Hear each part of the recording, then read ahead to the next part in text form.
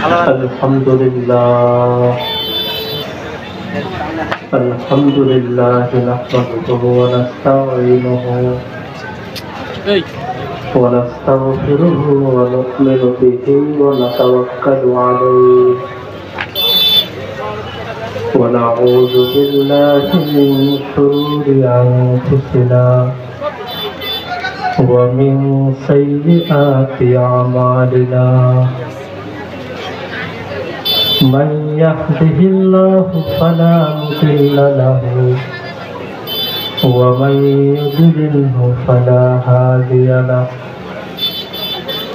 ونشهد أن لا إله إلا الله وحده لا شريك له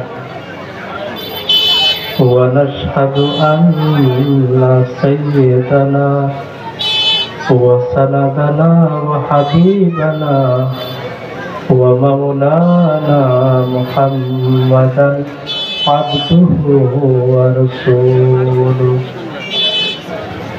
الذي أرسله بالحق بشيرا ونذيرا وداعيا إلى الله بإذنه وسراجا منيرا أما بعد فأعوذ بالله من الشيطان الرجيم بسم الله الرحمن الرحيم واعتصموا بحبل الله جميعا ولا تفرقوا فقال رسول الله صلى الله عليه وسلم من يعش منكم من بعدي فسيرى اختلافا كثيرا فعليكم بسنتي وسنة الخلفاء الراشدين المهديين أو كما قال النبي صلى الله عليه وسلم سبحانك لا علم لنا إلا ما علمتنا إنك أنت العليم الحكيم মনপুরা সর্বস্তরের ওলামায়ে কেরামের উদ্যোগে আয়োজিত আজকের এই মহা সম্মেলনে উপস্থিত সম্মানিত সভাপতি হযরত উলামায়ে কেরাম, আজিজ তোলাবা, আমার প্রাণপ্রিয় ছাত্র ভাইরা, বিভিন্ন এলাকা থেকে আগত দিন প্রিয়, ইসলাম প্রিয়,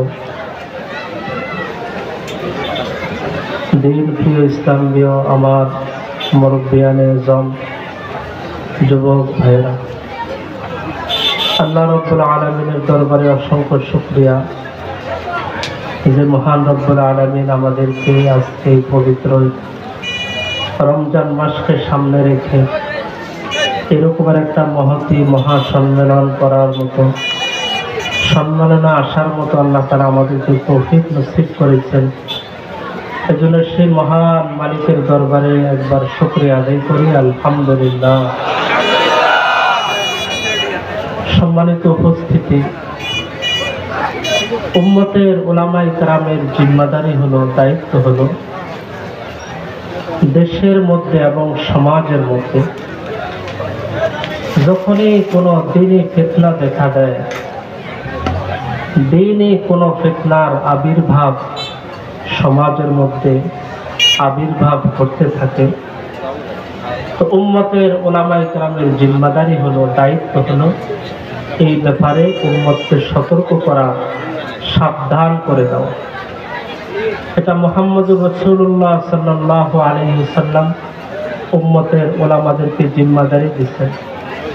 হুজুর আকরাম সাল্লাল্লাহু আলাইহি ওয়াসাল্লাম বলেছেন, আল উলামা ওয়ারাসাতুল আম্বিয়া, আমার উম্মতের মধ্যে যে সমস্ত উলামায়ে কেরাম থাকবেন, আহলে ইলম থাকবেন, ওই আহলে ইলমের জিম্মাদারি এবং দায়িত্ব হলো সমস্ত নবীদের যে জিম্মাদারি ছিল, দায়িত্ব ছিল, অর্থাৎ ওলামায়ে কেরামকে নবীজি সমস্ত নবী গণের ওয়ারিস বানিয়ে গেছেন, নবীদের ওয়ারিস হিসাবে ঘোষণা দিয়েছে।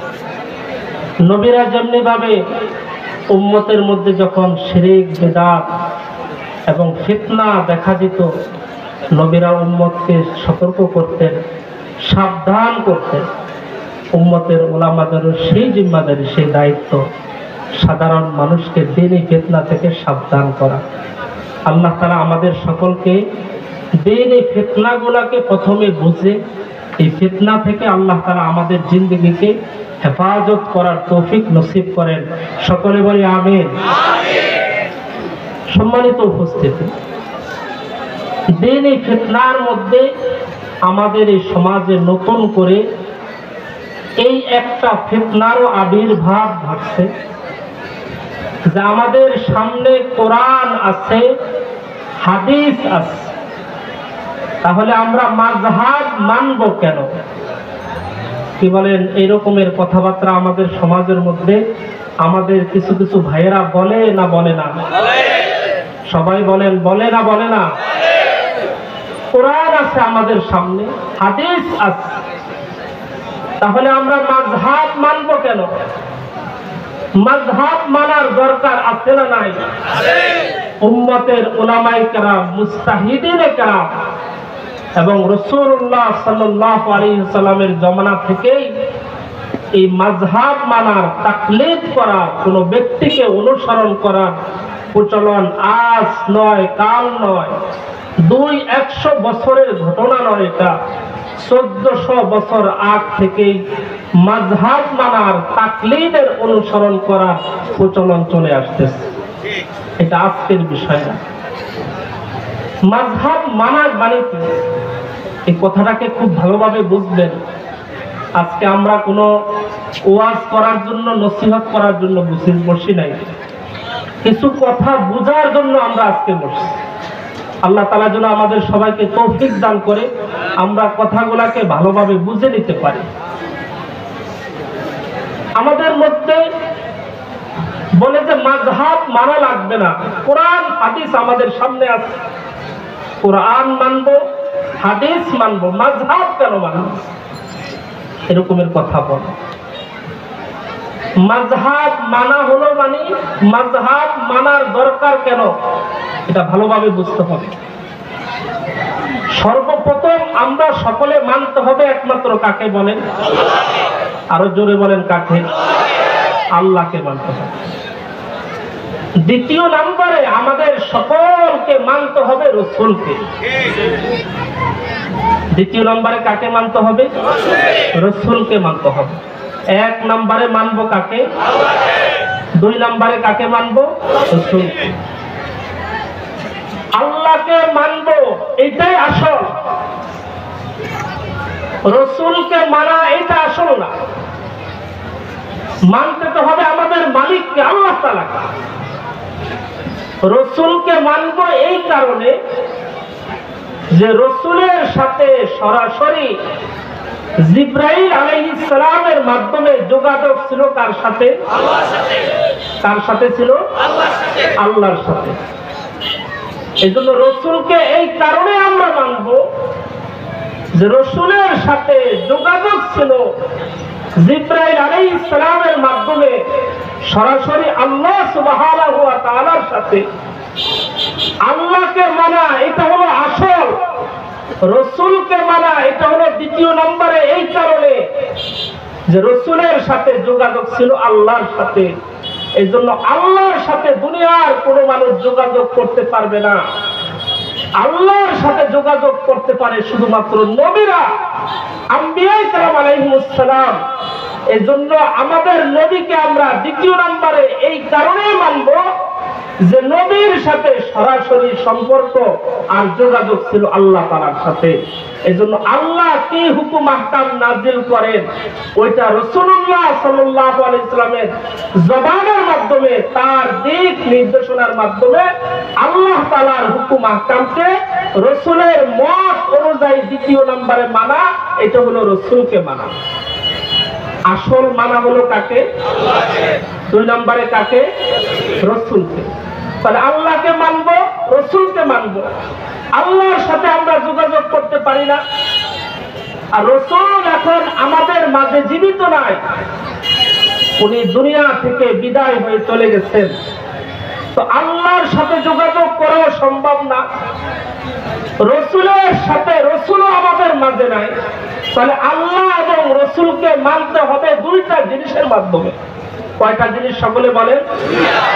আল্লাহকে মানবো কোরআন অনুসরণ করে, আর রসুলকে মানবো রসুলের সুন্নাত অনুসরণ করে, হাদিস মেনে মেনে রসুলকে মানবো। কথা বলেন, আল্লাহকে মানবো কোরআনের দ্বারা, আর রসুলকে মানবো সুন্নাতের দ্বারা। আল্লাহকে মানবো কিভাবে? কোরআন অনুসরণ করে, আর রসুলকে মানবো রসুলের সুন্নাত অনুসরণ করে, হাদিস অনুসরণ করে রসুলকে মানবো।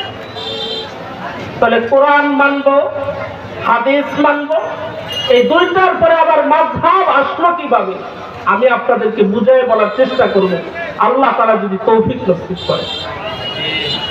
দেখেন, কোরআনের মধ্যে এবং হাদিসের মধ্যে কোরআন মানা আসল, হাদিস মানা আসল।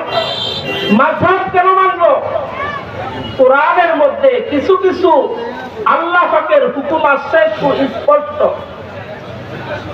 কোরআনের মধ্যে আল্লাহ পাকের কিছু হুকুম আহকাম আছে স্পষ্ট, আর কোরআনের মধ্যে আল্লাহ পাকের পক্ষ থেকে কিছু কিছু বিধিবিধান আছে স্পষ্ট নয়, এগুলা ব্যাখ্যার দাবি রাখে, এগুলো একটু অস্পষ্ট, না বোঝার কারণে আমাদের কাছে, উম্মতের কাছে, মুসলমানদের কাছে অস্পষ্ট মনে হয়। যেমন কোরআনের মধ্যে একটা আয়াত আছে, আল্লাহ তাআলা বলে আল মুতাল্লাকাতু ইয়াতারাব্বাসনা বিআনফুসিহিন্না সালাসাতা কুরু। আমাদের সমাজে যে সমস্ত পুরুষরা স্ত্রীকে 3 তালাক দেয়, কয় তালাক? 3 তালাক। শরীয়তের বিধান হলো কোন মানুষ যদি স্ত্রীকে 3 তালাক দিয়ে দেয়, তাহলে ওই মহিলা 3 তালাক হয়ে যাওয়ার কারণে এই স্বামীর সাথে আর ঘর সংসার করতে পারবে না। এটা কার সিদ্ধান্ত বলেন? আল্লাহ পাকের সিদ্ধান্ত। এই স্বামীর সাথে আর ঘর সংসার করতে পারবে না। এই মহিলার বয়স হয়তো 20 বছর, 25 বছর, 30 বছর। আল্লাহ তাআলা যদি এই মহিলাকে হায়াত দেন, তাহলে হয়তো ওই মহিলা 70 বছর পর্যন্ত এই দুনিয়াতে জীবিত থাকবে। 30 বছরের মাথায় যেই মহিলা প্রথম স্বামীর পক্ষ থেকে 3 তালাক প্রাপ্ত হলেন, ওই মহিলা বাকি 40 বছর কি বিবাহ ছাড়া কাটাবেন? এটা কি শরীয়তের বিধান? আরে বলেন না, এটা শরীয়তের বিধান? এটা শরীয়তের বিধান না। শরীয়তের বিধান হলো এই মহিলা ইচ্ছা করলে অন্য যে কোনো একজন স্বামীর কাছে বিবাহ বন্ধনে আবদ্ধ হয়ে সে ঘর সংসার করতে পারবে। এটা আল্লাহ পাকের পক্ষ থেকে সিদ্ধান্ত। এই কথাটা আপনারা সবাই বুঝছেন না?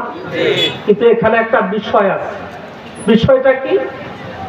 বিষয়টা হলো এই মহিলাকে যে তার প্রথম স্বামী 3 তালাক দিল, 3 তালাক দেওয়ার পরে দ্বিতীয় স্বামীর কাছে যে মহিলা বিবাহ বসবে, কতদিন পরে বিবাহ বসতে পারবে?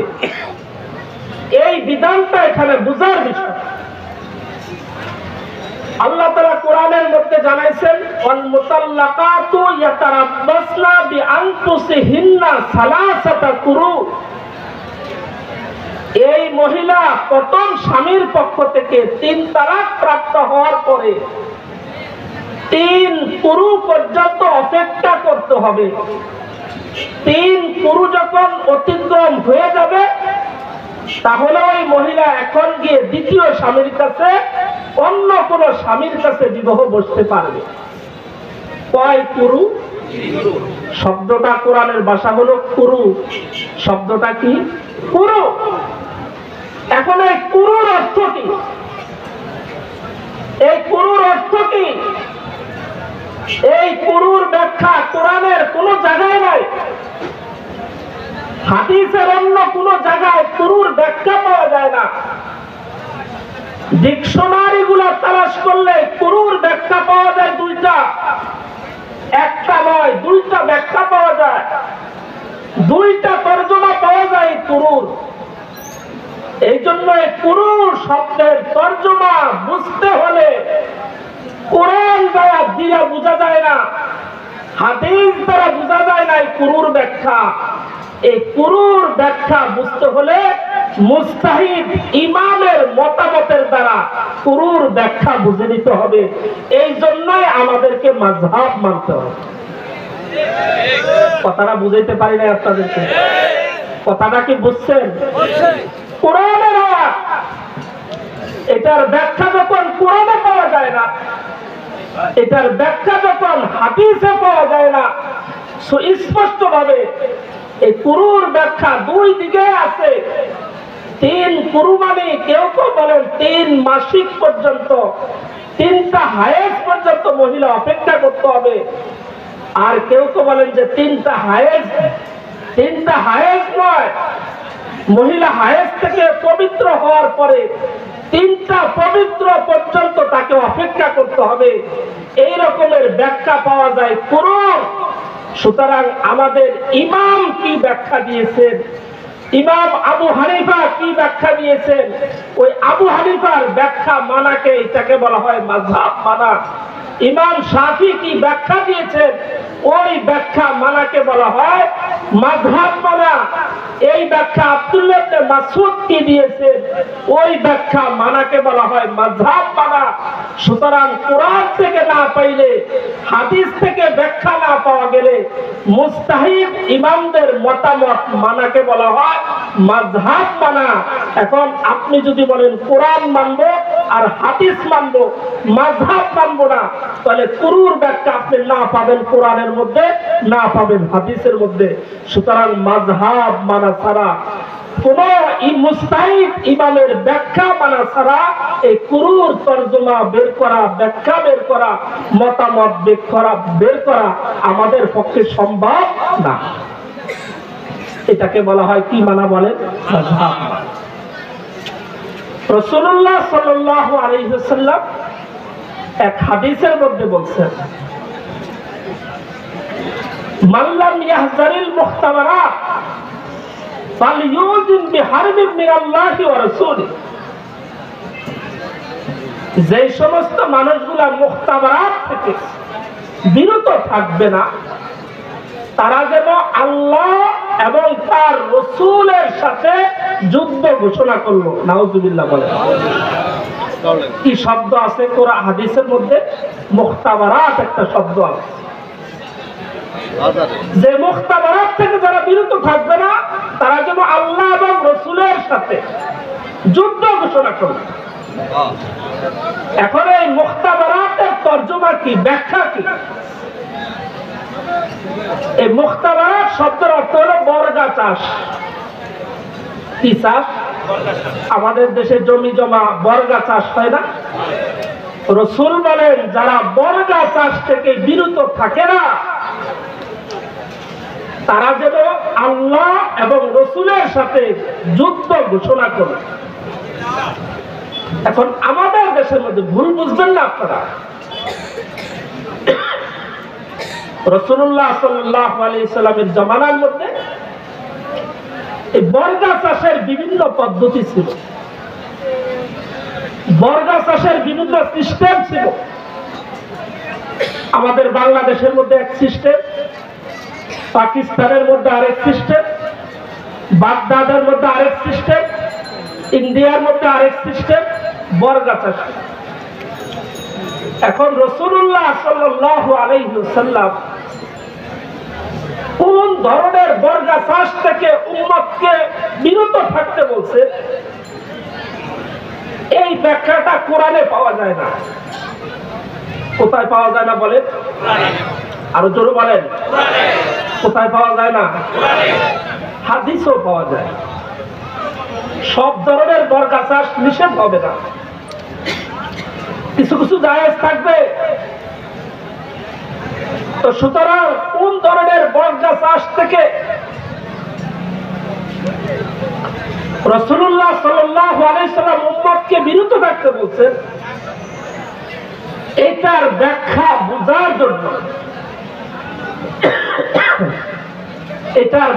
বোঝার জন্য কোরআন তালাশ করেন, পাবেন না। হাদিস তালাশ করেন, পাবেন না। এটার ব্যাখ্যা বোঝার জন্য মুস্তাহিদ ইমামদের মতামত দেখতে হবে। সুতরাং আপনি যদি বলেন আমি কোরআন মানবো আর হাদিস মানবো, আপনি যদি বলেন যে আমি শুধু কোরআন মানবো আর হাদিস মানবো, মাযহাব মানবো না, তাহলে এই পৃথিবীর মধ্যে কোন ধরনের বর্গা চাষ করা কোন গরিব কৃষকের পক্ষে সম্ভব হবে না। অসুবিধার মধ্যে পড়বে কি পড়বে না? সুতরাং এই কোন ধরনের বর্গা চাষ থেকে নবীজি উম্মতকে বিরত থাকতে বলছেন, এটার ব্যাখ্যা যদি আপনাকে আমাকে মানতে হয়, জানতে হয়, মুস্তাহিদ ইমামের মতামত ছাড়া, ব্যাখ্যা ছাড়া কোরআন হাদিস থেকে যেহেতু পাওয়া যাবে না, ওই মুস্তাহিদ ইমামদের মতামত মানা মানে হলো মাযহাব মানা। সুতরাং কোরআন এবং হাদিস মানার সাথে সাথে মাযহাব মানার কোনো বিকল্প নাই। মাযহাব মানতে হবে, মাযহাব না মানার কোনো বিকল্প নাই। আমি শুধুমাত্র কোরআন থেকে হাদিস থেকে দুইটা দলিল দিলাম আপনাদেরকে। এই জাতীয় কোরআন হাদিসের অস্পষ্ট জিনিসগুলাকে মুস্তাহিদ ইমামদের ব্যাখ্যা এবং মতামতের সাথে আমল করার নাম হলো মাযহাব মানা, তাকলিদ করা। সুতরাং যারা বলে যে মাযহাব মানা লাগবে না, তারা এই সমস্ত বিষয়গুলোর ক্ষেত্রে অস্পষ্ট জিনিসগুলো, আহকাম যেগুলো আছে, ওই সমস্ত ক্ষেত্রে তারা কি কোরআন হাদিস দিয়া আমল করতে পারবে নাকি মাযহাব লাগবে তাদের? সবাই বলেন না, মাযহাব লাগবে না লাগবে না? মাযহাব লাগবে। এটা হলো মাযহাব মানার অর্থ। কোরআন আছে, হাদিস আছে, মাযহাব কেন মানব? মাযহাব মানার দরকার আছে মুস্তাহিদ ইমামদের মতামত সাপেক্ষে। মতামতের উপরে আমল না করলে অনেক জিনিসের উপরে, অনেক বিষয়ে আমরা বিপদে পড়ে যাব, সিদ্ধান্তহীনতার মধ্যে থাকতে হবে আমাদেরকে। এই জন্য কোরআন এবং হাদিসের পাশাপাশি আমাদেরকে মাযহাবও মানতে হবে। এখন আমাদেরকে প্রশ্ন করে ওনারা, এই মাযহাব মানা, একজন ব্যক্তির অনুসরণ করে করে চলা, এটা কি রাসূলের জমানায় ছিল? এটা কি সাহাবাদের যুগে ছিল? তার পরবর্তীতে কি এটা ছিল? তার মানে ওনারা বুঝাইতে চান একজন ব্যক্তির অনুসরণ করে করে জীবন যাপন করা শরীয়ত সম্মতভাবে, এটা রাসূলের জমানায় ছিল না। এই রকমের কিছু বাজে কথা আমাদের সমাজের মধ্যে তারা চালানোর চেষ্টা করতেছে। কি বলেন, ঠিক না ভাই? ঠিক। আমি আপনাদেরকে প্রমাণ দেখাবো। রাসূলুল্লাহ সাল্লাল্লাহু আলাইহি সাল্লামের জমানা থেকে ব্যক্তির অনুসরণ করে করে দিন শরীয়ত মানার প্রমাণ একটা দুইটা নয়, অসংখ্য আর অগণিত। রাসূলুল্লাহ সাল্লাল্লাহু আলাইহি সাল্লামের জমানার মধ্যে রাসূলুল্লাহ সাল্লাল্লাহু আলাইহি সাল্লামের নেতৃত্বে যতগুলা দেশ বিজয় হয়েছে, ইসলামের পতাকা তলে আসছে, সব দেশের মধ্যে রাসূলুল্লাহ সাল্লাল্লাহু আলাইহি সাল্লাম একজন করে গভর্নর নিযুক্ত করছেন। কয়জন করে? একজন করে গভর্নর নিযুক্ত করছেন। রাসূলুল্লাহ সাল্লাল্লাহু আলাইহি ওয়াসাল্লাম গভর্নর নিযুক্ত করে বলছেন, তোমরা মাসলা মাসাইল জিজ্ঞাসা করার জন্য মদিনায় তোমাদেরকে আসতে হবে না। আবু দাউদ শরীফ খুলে দেখেন, মারাসিল আবু দাউদের মধ্যে আছে এবং বুখারীর রওয়ায়াত আছে। আনসারী সাহাবী তাকে ইয়ামানের গভর্নর করে পাঠাইলেন রাসূলুল্লাহ সাল্লাল্লাহু আলাইহি ওয়াসাল্লাম। ওই সাহাবীকে হুজুর সাল্লাল্লাহু আলাইহি ওয়াসাল্লাম জিজ্ঞাসা করলেন, তোমাকে যে ইয়ামানের গভর্নর বানায় পাঠাইতেছি, তুমি ইয়ামানে গিয়ে মুসলমানদের মধ্যে দ্বীনি বিষয়ে যে তুমি সমাধান দিবা, ওই সমাধান তুমি কিসের ভিত্তিতে দিবা? বুঝে কোরআন থেকে দিব। রাসূল বলেন, যদি তুমি কোরআনে না পাও তো কোথা থেকে দিবা? বলে যে হাদিস থেকে দিব ইয়া রাসূলুল্লাহ। রাসূল বলেন, যদি কোরআনও না পাও, হাদিসও না পাও, তাহলে তুমি কিসের ভিত্তিতে তাদের মধ্যে দ্বীনি বিষয়ে তুমি ফয়সালা করবা?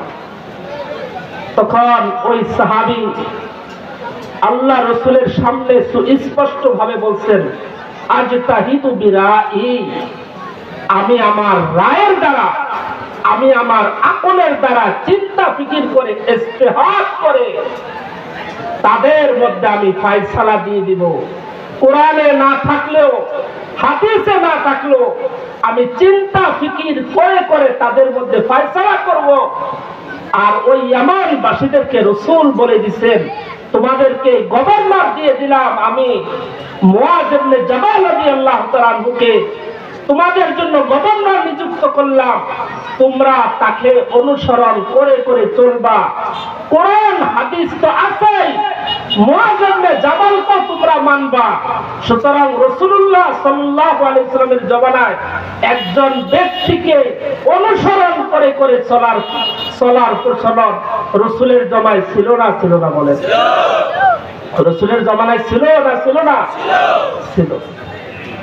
রাসূলুল্লাহ সাল্লাল্লাহু আলাইহি ওয়াসাল্লামের জমানার মধ্যে বিভিন্ন দেশের রাসূল গভর্নর নিযুক্ত করছে, এবং এক দেশের থেকে আসে নাজরানবাসীরা আসছে। আয়েশা বলছেন, ইয়া রাসূলুল্লাহ, আমাদের জন্য একজন মুআল্লিম দেন, শিক্ষক দেন। রাসূল সেই দেশের মধ্যে একজন সাহাবীকে পাঠাইলেন, পাঠাইয়া বললেন যে আমি যাকে তোমাদের মুআল্লিম বানায়া পাঠাইলাম, তোমাদের দেশের মধ্যে যাকে পাঠাইলাম, তোমরা তার মতামতের উপরে তোমরা আমল করতে থাকবা। দ্বীনি বিষয়ে কোনো ফয়সালার জন্য, জিজ্ঞাসা করার জন্য তোমাদেরকে মদিনাতে আসার কোনো প্রয়োজন নাই, মদিনাতে আসার কোনো দরকার নাই তোমাদের। আমি যাকে তোমাদের দেশে পাঠাইলাম, তোমরা তাকে অনুসরণ করে করে চলবা। সুতরাং রাসূলের জমানায় মাযহাব মানা, এক ব্যক্তির অনুসরণ করে করে কোরআন সুন্নাহ থাকার পাশাপাশি, কোরআন হাদিসের পাশাপাশি একজন ব্যক্তিকে অনুসরণ করে চলার প্রচলন, এটা ছিল না? ছিল না? আপনারা বলেন, ছিল কিনা? সুতরাং আমাদেরকে যে বলে কোরআন আছে, হাদিস আছে, মাযহাব কেন মানতো? মাযহাব মানার বিষয়, তাকলিদ করার বিষয়, ব্যক্তিকে অনুসরণ করার বিষয়, এটা তো এই জমানার বিষয় না, রাসূলের জমানায় ছিল। দেখেন, রাসূলুল্লাহ সাল্লাল্লাহু আলাইহি ওয়াসাল্লামের জমানা পার হয়ে গেছে। এভাবে যত দেশে যত গভর্নর নিযুক্ত করলেন, তাদেরকে বলে দিলেন এই কথা যে তোমরা তাকে অনুসরণ করে করে চলবা। তার মানে ওই দেশের মানুষগুলা আবু বকরকে মানে না, আবু বকরের অনুসরণ করে না, ওসমান রাদিয়াল্লাহু তাআলা অনুসরণ করে না, ওমরের অনুসরণ করে না। ওই দেশে যাকে গভর্নর বানায় দিছে, ওই গভর্নরকে অনুসরণ করে করে তারা চলতেছে। কোরআন সুন্নাহ তাদের মাঝে আছে, আর ওই সাহাবীকে অনুসরণ করে করে তারা আমল করতেছে। তো সুতরাং কোরআন সুন্নাহর পাশাপাশি মাযহাব মানার বিষয়, এটা রাসূলের জমানায় ছিল। কি বলেন, ছিল কি ছিল না? ছিল। রাসূলের জমানা পার হয়ে গেছে। রাসূলের জমানা পার হয়ে যাওয়ার পরে সাহাবাদের জমানায় ব্যক্তির অনুসরণ করা, মাযহাব মানা, এটা ছিল কি ছিল না? দেখেন, কোরআন সুন্নাহ থেকে, ইতিহাস থেকে দেখেন। রাসূলুল্লাহ সাল্লাল্লাহু আলাইহি ওয়াসাল্লামের জমানার পরে সাহাবাদের জমানা, ওই জমানার মধ্যে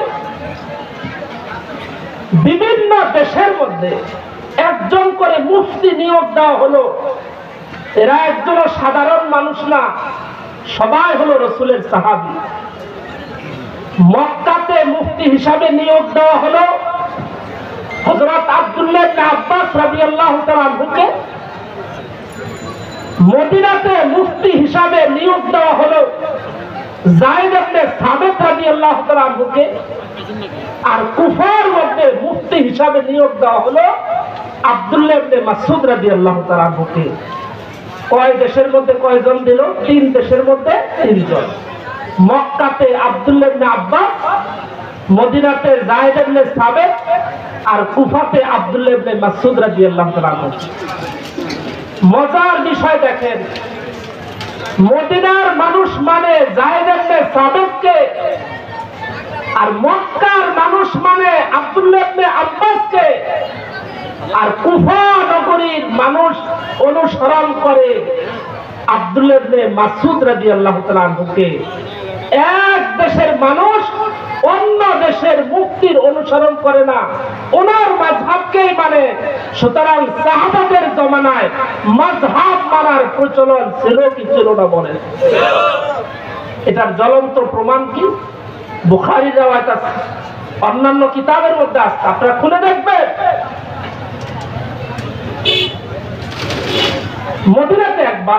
মদিনা থেকে একবার এই সাহাবাদের জমানায় একটা কাফেলা হজ করার জন্য তারা মক্কায় আসছেন। সেখানে নারীরাও ছিলেন, পুরুষরাও ছিলেন। তো তাদের সমস্ত হজের কার্যক্রমগুলো শেষ। এখন তারা মক্কা থেকে ফিরে মদিনায় যাবে। যারা হজ করতে গেছেন তারা জানেন যে হজের পরে দেশে ফিরে আসার আগে বিদায় তওয়াফ করতে হয়, এটা ওয়াজিব। বিদায় তওয়াফ, সর্বশেষ তওয়াফ করে আসতে হয় আল্লাহর ঘর খানায় কাবা বাইতুল্লাহকে। ওই মদিনার ওই কাফেলা এই হজের সফরের মধ্যে তাদের হজের সব শেষ, মদিনাতে তারা ফিরে আসবে। কিন্তু ঘটনা ঘটলো কি, ওই কাফেলার একজন মহিলার মাসিক শুরু হয়ে গেছে। আপনারা বলেন দেখি, এই মাসিক হইলে একজন মহিলা পবিত্র থাকে না অপবিত্র হয়? অপবিত্র থাকে। এই অপবিত্র অবস্থায় কি আল্লাহর ঘর তওয়াফ করতে পারবে সে? কিন্তু সেটা এখনো বিদায় তওয়াফ, ওয়াজিব তওয়াফ এটা পুরো করে নাই। সে মদিনাতে ফিরে আসবে কিভাবে? আলোচনা শুরু হলো। তারা সবাই মদিনাবাসী, তাদের মুফতি, তাদের মাযহাবের ইমামের নাম হলো যায়েদ ইবনে সাবিত রাদিয়াল্লাহু তাআলা আনহু। উনি ফতোয়া দিলেন এই মহিলা এখন মক্কা থেকে মদিনায় ফিরে যেতে পারবে না। এই মহিলা মক্কাতে অবস্থান করতে থাকতে হবে। তার মাসিক শেষ হবে, সে পবিত্র হবে। পবিত্র হওয়ার পরে সে আল্লাহর ঘর তওয়াফ করে, বিদায় তওয়াফ করে তারপরে সে মদিনায় ফিরে যাবে। এর মধ্যে কিছু সংখ্যক মানুষের সাথে দেখা হয়ে গেল ওই যে কুফার মুফতি আব্দুল্লাহ ইবনে মাসউদ রাদিয়াল্লাহু তাআলা আনহুর সাথে। মদিনার মানুষ অনুসরণ করে যায়েদ ইবনে সাবিতকে। ঘটনা হলো মদিনা আব্দুল্লাহ ইবনে মাসউদ রাদিয়াল্লাহু তাআলা আনহুর কুফার মুফতি আব্দুল্লাহ ইবনে মাসউদ রাদিয়াল্লাহু তাআলা আনহুর সাথে ওই কাফেলার লোকদের সাথে দেখা। তারা বললেন আল্লাহ রাসূলের সেই সাহাবী আব্দুল্লাহ ইবনে মাসউদকে আমাদের কাফেলার এক মহিলার তো বিদায় তওয়াফ করার আগে তার মাসিক দেখা দিয়েছে, এখন আমরা কি করতে পারি? দেখেন, কথা খুব ভালোভাবে খেয়াল করবেন। আমরা এখন কি করতে পারি? তখন আব্দুল্লাহ ইবনে মাসউদ রাদিয়াল্লাহু তাআলা আনহু ফতোয়া দিলেন, মতামত পেশ করলেন, সিদ্ধান্ত দিলেন এই মহিলার উপর বিদায় তওয়াফ করা এখন আর ওয়াজিব না। সে ইচ্ছা করলে বিদায় তওয়াফ করা ছাড়াই মদিনাতে ফিরে যাইতে হবে, বিদায় তওয়াফ করার জন্য তাকে মক্কাতেই 10-12 দিন 8-10 দিন অবস্থান করা, অপেক্ষা করা তার জন্য এখন আর জরুরি না। তারা হলো মদিনাবাসী। মদিনার মুফতি ফতোয়া দিছে হায়ের শেষ হওয়ার পরে তওয়াফ করে যেতে হবে, এর আগে ফিরে যেতে পারবে না। আর কুফার মুফতি আব্দুল্লাহ ইবনে মাসউদ ফতোয়া দিলেন সে একবার ইচ্ছা করলে চলে যেতে পারবে, তার জন্য এখন আর বিদায় তওয়াফ করা তার জন্য জরুরি না। এখন কোনটা মানবেন তারা? মদিনাবাসীর সমস্ত কাফেলার লোকগুলা দায়িত্বহীন ভাষায় জবাব দিলেন, আমরা কুফার মুফতির অনুসরণ করি না, আমরা সকলে মদিনাবাসী, আমরা মদিনার মুফতিকে অনুসরণ করি, মদিনার মুফতির মাযহাব মানি, তাকেই অনুসরণ করি। সুতরাং আমাদের মুফতি যেহেতু ফতোয়া দিচ্ছেন পবিত্র হওয়ার পরে হায়ের শেষ হলে সে তওয়াফ করে দেশে ফিরে যাবেন, সুতরাং আমাদের কাফেলার এই মহিলা মক্কাতেই থেকে যাবেন, সে বিদায় তওয়াফ না করে মদিনাতে ফিরে যাবে না। সুতরাং আপনারা দেখেন দুজন আল্লাহ রাসূলের সাহাবী। আব্দুল্লাহ ইবনে মাসউদ বলেন চলে যেতে পারবে, আর যায়েদ ইবনে সাবিত ফতোয়া দিচ্ছেন সে থেকে যেতে হবে, বিদায় তওয়াফ শেষ করে যেতে হবে। কাজেই মদিনার মানুষগুলা যাকে মানতেন তাকে অনুসরণ করলেন। সুবিধার জন্য আব্দুল্লাহ ইবনে মাসউদের মাযহাবকে, তার মতামতকে অনুসরণ করেন নাই। এই যে একজন ব্যক্তিকে অনুসরণ করে চলা, দিনের ক্ষেত্রে সুবিধা হোক আর অসুবিধা হোক, এটাকে বলা হয় মাযহাব মানা, এটাকে বলা হয় তাকলিদে শরীয়ত। আমার কথা কি আপনারা বুঝছেন? সুতরাং সাহাবাদের জমানায় তাকলিদ করা, মাযহাব মানা, এক ব্যক্তির অনুসরণ করে করে চলা, কোরআন হাদিসের সাথে সাথে মাযহাব মানা, ব্যক্তির অনুসরণ করে চলা, এই প্রচলন রাসূলের জমানায় এবং সাহাবাদের জমানায় ছিল না? ছিল না। সুতরাং আমাদেরকে যে তারা বলে রাসূলের জমানায় মাযহাব ছিল না, সাহাবাদের জমানায় মাযহাব ছিল না, এই তথ্য দিয়ে যে মুসলমানদের মধ্যে আজকে বিভ্রান্তি তৈরি করতেছেন, এই তথ্যটা সত্য না মিথ্যা? আরে সবাই বলেন সত্য না মিথ্যা? এই তথ্য সত্য তথ্য না, এটা হলো মিথ্যা তথ্য। এখন আপনাদের মনে প্রশ্ন আসতে পারে, পরবর্তীতে তারা সাহাবায়ে কেরামের ইন্তেকাল হয়ে গেল, একে একে সাহাবায়ে কেরাম চলে যাইতেছেন, পুরো পৃথিবীর সমস্ত উলামায়ে কেরাম এই কথার উপরে ঐক্যমত হয়েছেন, কোরআন সুন্নাহ সকলেই মানবে। কোরআন সুন্নাহর পাশাপাশি মতবিরোধপূর্ণ মাসাইলের ক্ষেত্রে সবাই যার যার মন গড়া অনুসরণ না করে, সবাই যার যার মতো অনুসরণ না করে মাযহাব মোতাবেক তাদের চলায় দ্বীনের ক্ষেত্রে সবচেয়ে নিরাপদ। এর চাইতে নিরাপদ রাস্তা আর কোনটা হইতে পারে না। আমাদের মাযহাব হলো হানফি মাযহাব। আমাদের ইমামের নাম হলো ইমামে আযম আবু হানিফা রাহমাতুল্লাহ আলাইহি। আবু হানিফা রাহমাতুল্লাহ আলাইহি শুধু একজন ইমাম না, আবু হানিফা রাহমাতুল্লাহ আলাইহি একজন উম্মতের শ্রেষ্ঠ তাবী, শুধু ইমাম না। আবু হানিফা রাহমাতুল্লাহ আলাইহি উনি সাহাবাদের সাক্ষাৎ পাইছেন, সাহাবাদেরকে দেখছেন। তার মধ্যে উল্লেখযোগ্য সাহাবা ছিলেন হযরত আনাস ইবনে মালিক রাদিয়াল্লাহু তাআলা আনহুর মতো আল্লাহ রাসূলের শ্রেষ্ঠ সাহাবীদের একজন আনাস ইবনে মালিক রাদিয়াল্লাহু তাআলা আনহু।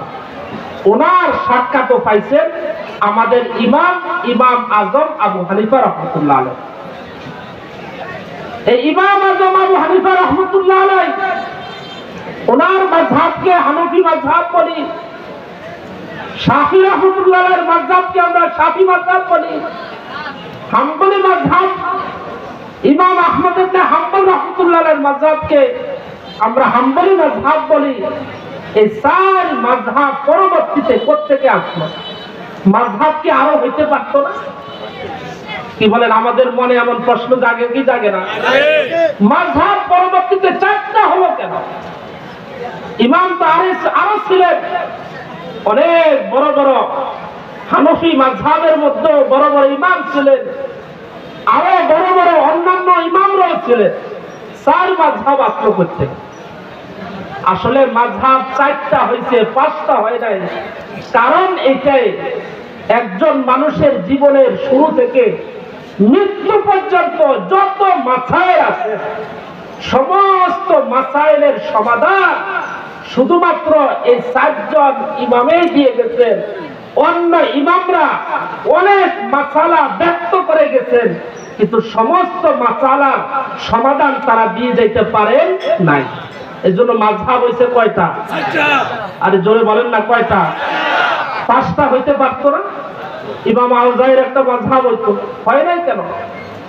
মানুষের জীবনের শুরু থেকে মৃত্যু পর্যন্ত যত মাসআলা আছে, সমস্ত মাসআলার সমাধান শুধুমাত্র এই চারজনের ভিতরে আছে।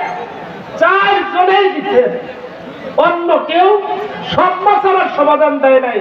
এই জন্য মাযহাব পাঁচটা হয় নাই, মাযহাব ছয়টা হয় নাই, 10টা হয় নাই। মাযহাব হইছে কয়টা? চারটা। উম্মতের উলামারা এই কথা জানেন।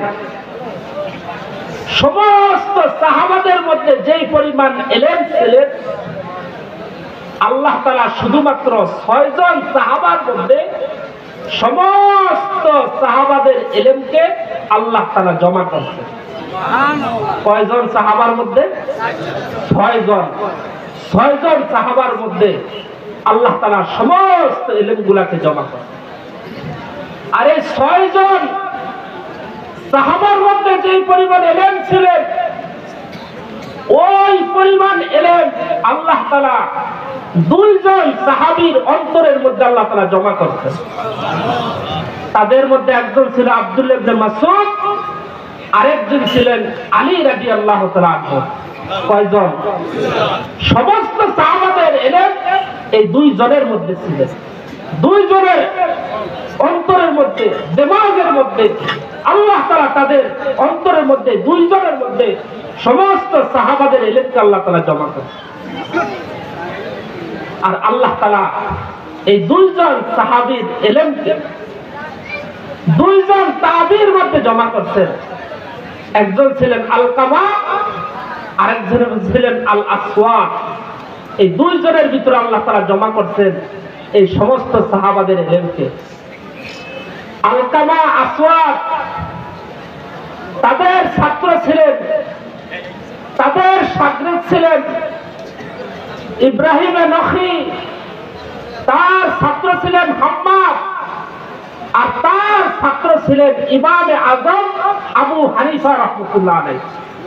সুতরাং উম্মতের উলামারা বলেন, সমস্ত সাহাবাদের যত ইলম ছিলেন, সমস্ত ইলম উস্তাদের মাধ্যমে আল্লাহ তাআলা ইমামে আজম ইমাম আবু হানিফা রাহমাতুল্লাহ আলাইহির ভিতরে আল্লাহ তাআলা জমা করে দিয়েছেন।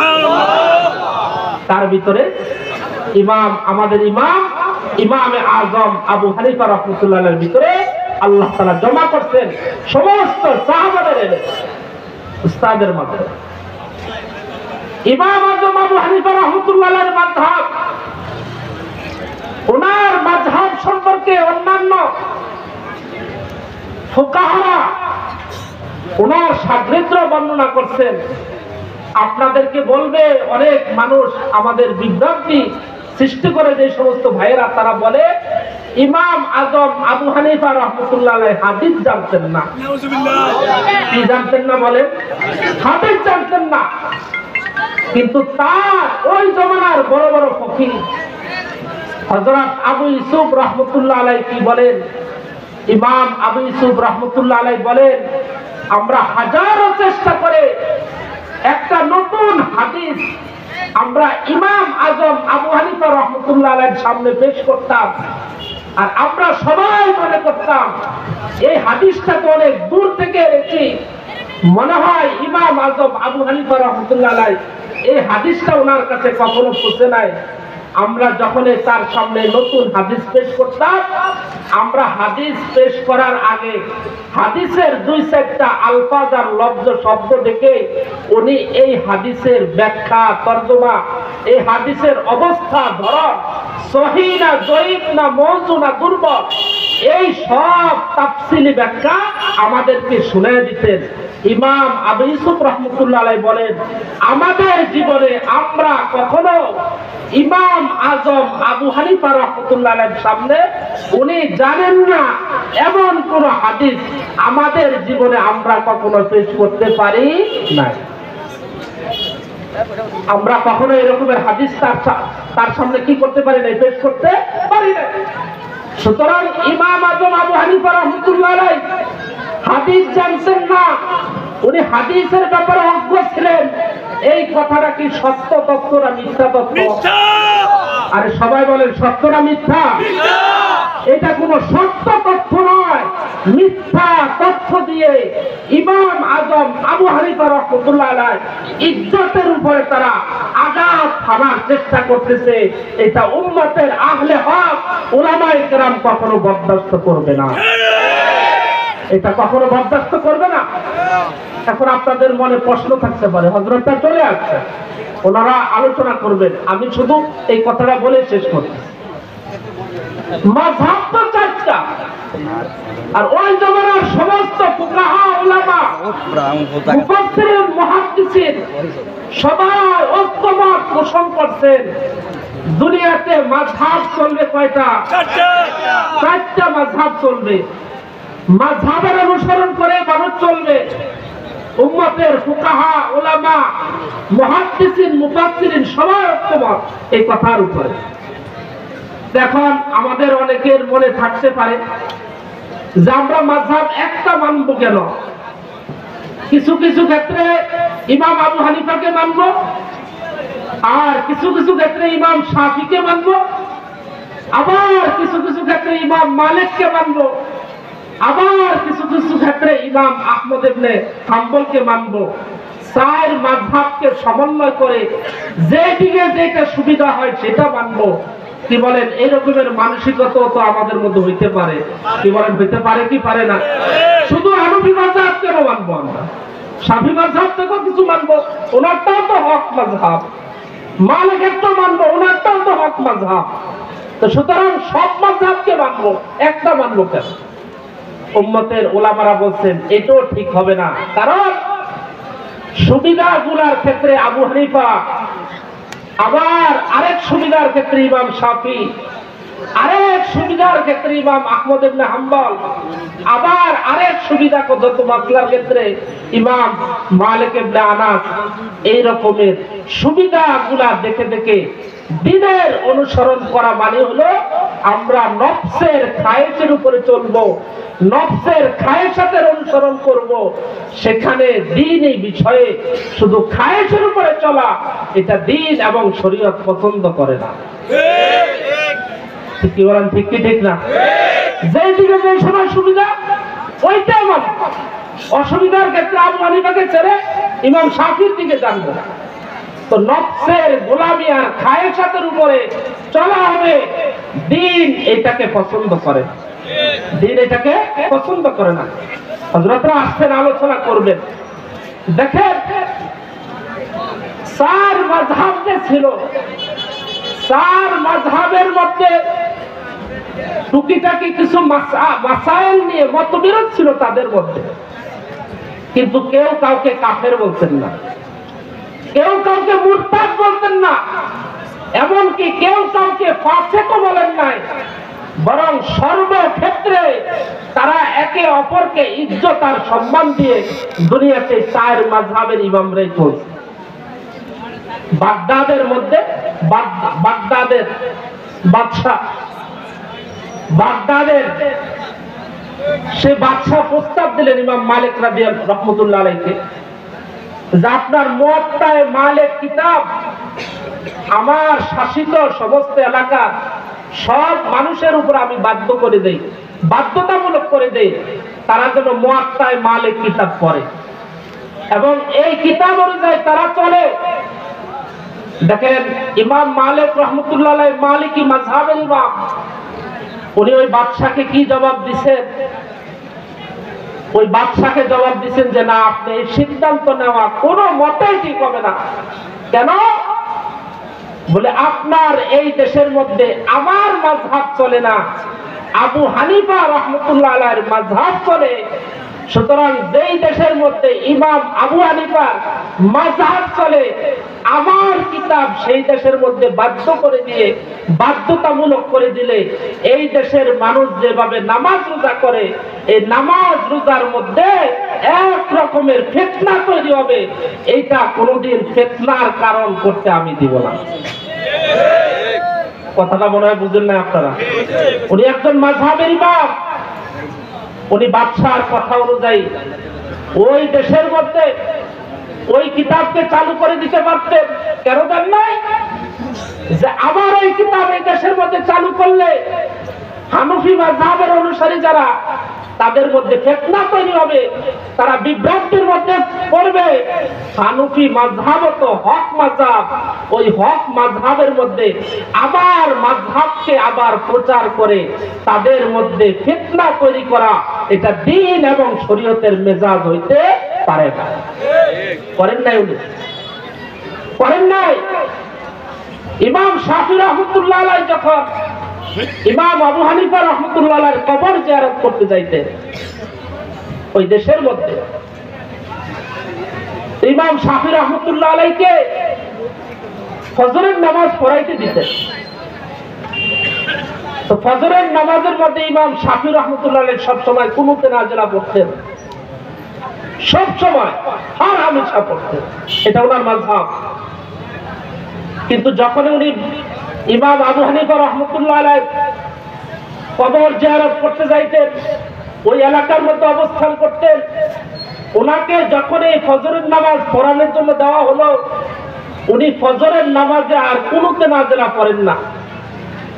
সবাই জিজ্ঞাসা করলেন, আপনার মাযহাব তো কুনুতে নাজিলা পড়া, আপনি কুনুতে নাজিলা কেন পড়েন না? ইমাম শাফি রহমতুল্লাহ আলাইহি কি জবাব দিলেন? ইমাম শাফি রহমতুল্লাহ আলাইহি জবাব দিছেন, এইটা ইমাম আজম আবু হানিফার এলাকা, এই এলাকার মধ্যে ইমাম আজম আবু হানিফার মাযহাব চলে, আমার মাযহাব এই দেশের মধ্যে চালু করে, এই দেশের মধ্যে আমার মাযহাবকে চালু করা, এটা ইমাম আজম আবু হানিফার সাথে বেয়াদবি করা ছাড়া আর কিছু না। আমি তো ইমাম আজম আবু হানিফা রহমতুল্লাহ আলাইহি ফিকহের উসুল দিয়ে সারা জীবন মাসলা মাসাইল আমি বের করলাম, তার সাথে তার মাযহাবের সাথে এত বড় বেয়াদবি করা আমি ইমাম শাফির পক্ষে কখনো সম্ভব না। তো চার মাযহাবের ইমামরা একে অপরের মাযহাবের ব্যাপারে এই রকমের তাদের মধ্যে হৃদ্রতার ভালোবাসা ছিল। এক মাযহাবওয়ালারা অন্য মাযহাবওয়ালাকে হক মনে করতেন, এক মাযহাবওয়ালারা অন্য মাযহাবওয়ালাদেরকে হক মনে করতেন, তারা হকের উপরে আসে মনে করতেন। কিন্তু আমাদের দেশে কিছু প্যান্ট শার্ট পরা ভাইয়েরা ইমাম আজম আবু হানিফা রহমতুল্লাহ আলাইহি মাযহাবের লোকদেরকে মোবাইলে কিছু মাসআলা দেখে, বুখারী শরীফ দেখে তারা বলে যে আপনাদের মাসআলা ঠিক নাই। ইমামরা বলে একজন আরেকজনের মাসআলা ঠিক, আর আমাদের দেশের প্যান্ট শার্ট পরা, টাই পরা হুজুররা বলে, ওই স্যারেরা বলে, মাস্টাররা বলে, যারা কখনো আরবি ইবারত করতে পারে না, তারা বলে যে ওনাদের মাসালা ঠিক নাই, ওনাদের নামাজ ঠিক নাই। সুতরাং ইমামদের ভিতরে একে অপরের মাযহাবকে হক মনে করতেন, আর আমাদের ভাইয়েরা আমাদেরকে না হক মনে করে। এখন আসলে আমরা না হক, আমরা বাতিল না তারা বাতিল? কি বলেন, আমরা বাতিল না তারা বাতিল? তারা বাতিল। যারা হককে না হক মনে করবে, আহলে হককে বাতিল মনে করবে, তারা কোনোদিন হক হইতে পারে না, তারা বাতিল।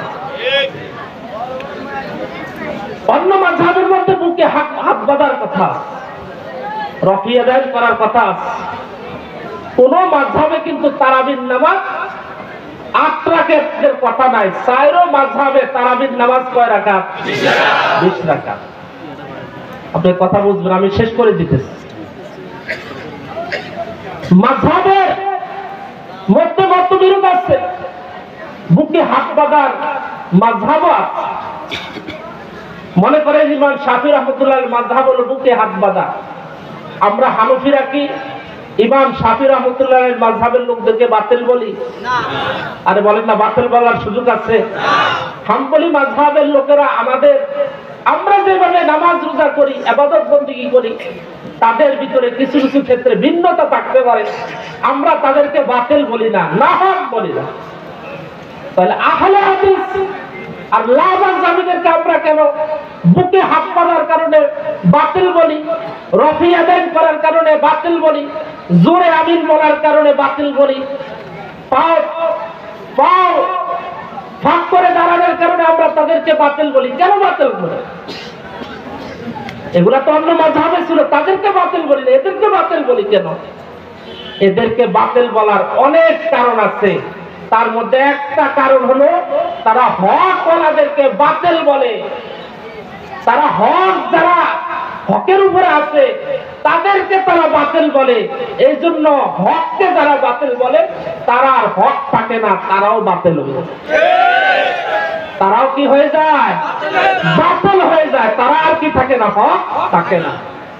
কারণ তাদের কাজ হলো উম্মতের উলামা ফুকাহা যে সমস্ত মাসআলাগুলি দিয়ে গেছেন, ওই মাসআলাগুলির মধ্যে সন্দেহ তৈরি করে করে সাধারণ মুসলমানদেরকে বিভ্রান্ত করে করে তাদেরকে দিন থেকে দূরে সরানো, মুসলমানদের মধ্যে গ্রুপ তৈরি করা, ভাগ করে দেওয়া, মুসলমানদের মধ্যে ফেরকাবন্দি করা।